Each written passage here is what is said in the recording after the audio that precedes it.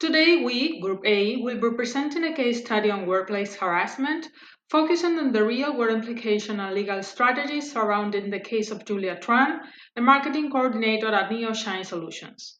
Our goal is to analyze the situation from multiple angles: the background and nature of the harassment, Julia's response, the company's actions, and the legal framework she can rely on to seek justice. We will also explore the documentation strategies, use of technology, and how evidence can be effectively preserved and presented in this type of cases. This topic is not only timely and relevant, but critical for fostering a safer and more respectful workplace environment for all employees. I will begin by introducing the case of Julia Tran, a marketing coordinator at Neon Shine Solutions, a mid-sized company based in Toronto. Julia has been a dedicated and high-performing employee, consistently contributing to the company's growth and helping it gain a stronger industry presence. Her work was often met with positive feedback, and she played a major role in several successful projects. Despite her stronger performance, Julia was overlooked for promotions, while others with less experience, mostly men, advanced within the company. Recently, a senior position became available, yet Julia wasn't even considered, which raised concerns about fairness and potential discrimination in the workplace. It is also important to note that Neon Shine Solutions operates in a male dominated environment, and colleagues frequently subject Julia to inappropriate and unethical comments. These experiences are intensified with the arrival of a new manager, Eric McGreen, who joined the company about 6 months ago. Eric quickly became known for making targeted and unprofessional remarks, many of which had filtrations or subjective undertones. For example, he once commented in a meeting that Julia was the reason the meeting turned out to be interesting, clearly referring to her appearance. Over time, Julia began to feel increasingly uncomfortable, and with the support of her co-worker, Leila, who had similar experiences, she decided to report the behavior to HR. Unfortunately, Julia experienced what appeared to be retaliation after making the report. She was excluded from key projects, her responsibilities were reduced, and she received her first ever negative performance review shortly afterwards. HR concluded there was not enough evidence to take actions, but Julia, Leila, and other employees decided that filing a case was the best step forward. Now that we have learned about Julia's situation, I will be explaining the action plan she can follow to protect herself and build a strong case. The main is to help Julia take the right legal and internal steps while also documenting everything in a way that strangers hears claim.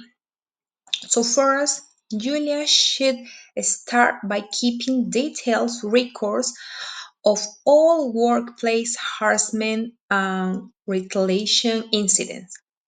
She should focus on repeated behaviors, not just insolent comments. So this includes any appropriate remarks made in person, over email, or in messages, especially if they include sexual, racial, or personal tones. Slack messages, especially those that seem flirtatious or unprofessional, like this message looks like someone dressed too nice today, emoji kissing. This should be screenshot and saved. Any change in her role or responsibilities after her complaints, for example, if she removed from a project or excluded from meetings, this is a good example. All communication with HR, such as emails, meetings, summaries, or official responses, as this reveal how the company handled the complaint and her performance reviews before and after the complaints to identify any suspicious change or retaliations. And finally, a supportive conversation with coworkers, especially Leila, should be documented. This can help to verify patterns of inappropriate behavior and show Julius is not alone. Thank you. Ratan is going to continue. He will explain the five W's. Thank you. So now we'll move on to try summarizing the case with the five W's, which will give us an overview about what happened, who, what, when, where, and why. So who were the participants involved in this case? It could be Eric, it could be the HR, Sarah, or it could be any team member. What happened? So the simple case is that Eric was targeting the team members through sexually motivated comments during interviews and meetings. And when did it happen? It happened during that particular time, as I said, during the meetings. Where did it happen? It happened at the workplace environment in the office. And who are the witnesses and how many witnesses actually support this statement? That provides an overview of understanding how legitimate this case is. So there are certain legal takeaways that Julia should have done in order to back her evidence in the court during the proceedings. And when it comes towards the first point, that is harassment, it is clearly seen that the manager Eric was making inappropriate remarks and comments towards Julia every single time they met each other or they had the acquaintances with. And it also says that the promotion of inexperienced male workers in such a company shows that the work environment is very toxic and very hostile for a female worker. It comes towards retaliation, and retaliation is concerned with the short time period between her reporting about the harassment and her taking work related negative actions. There was pretty much a huge delay in that, and there is a failure of HR or failure of human resources because they valiantly just said that there's no issue on their end and there's no issue or there's no problem with Eric making those remarks because they didn't conduct their investigations properly. And OHSA, that is Occupational Health Safety Act, also suggests that there should be positive workplace safety environment for all the workers and employees in the workplace and not just male or female.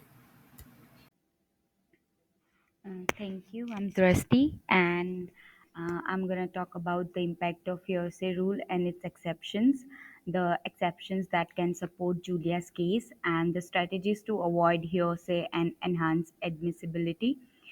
So let's start by understanding what hearsay really means. It's when someone talks about what they heard from another person instead of sharing what they personally saw or experienced. In court, this kind of like secondhand information usually is not allowed unless it really fits into a few special exceptions. So now, while HR tribunals are more flexible than formal courts, even they prefer solid first-hand evidence over someone told me. So Julia's best chance is to rely on what she personally went through and can like back up with the real proof.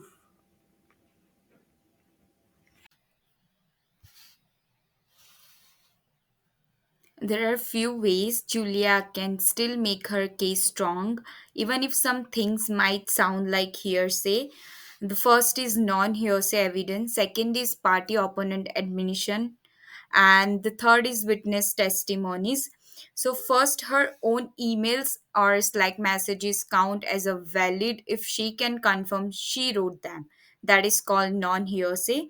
Second, if her manager Eric made inappropriate comments, those could be used as party opponent admissions, meaning the company may be held responsible since he represents them. And the third is witnesses like Leila can really strengthen Julia's story. If others back her up with a similar experience, her version becomes more believable and credible.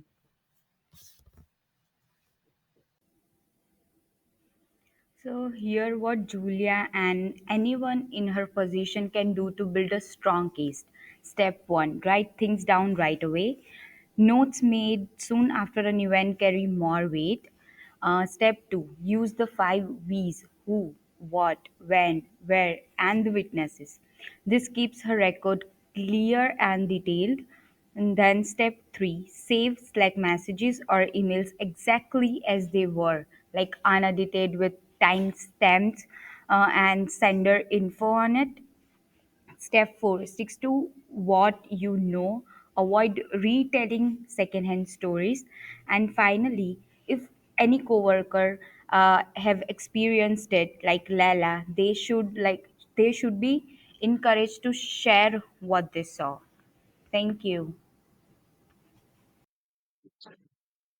Thank you, Tim, for explaining the before content. I'm here to explain using technology to preserve evidence. So I'm going to support what are the advantages in using technology.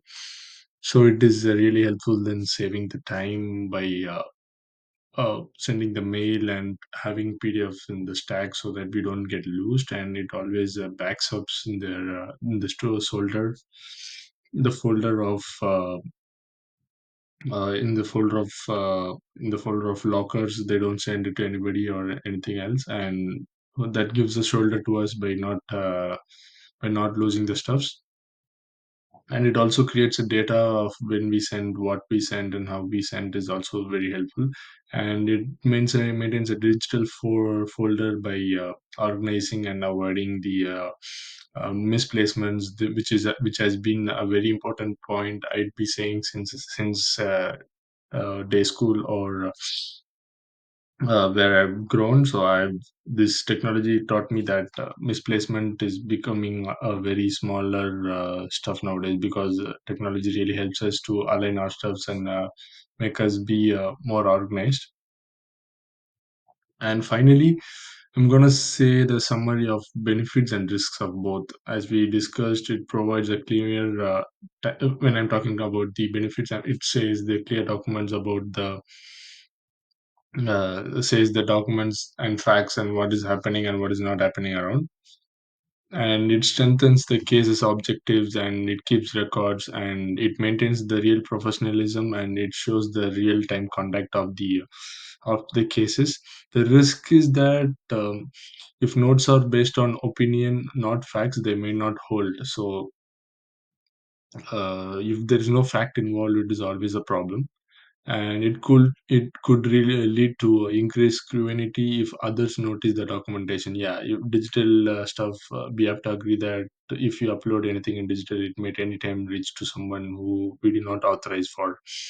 So that is the case, and selective documents might reduce credibility, in the sense, like if you wanted to choose this document for your against or defending, so it could lose your credibility. And as we spoke before, the privacy is really being concerned, and it is always been improper in stored. Why? Because it is lacking in privacy. It can be shared to anybody, which you really don't want it to be shared. And I'm hearing here ending my conversation, my topic as a whole team. Thank you.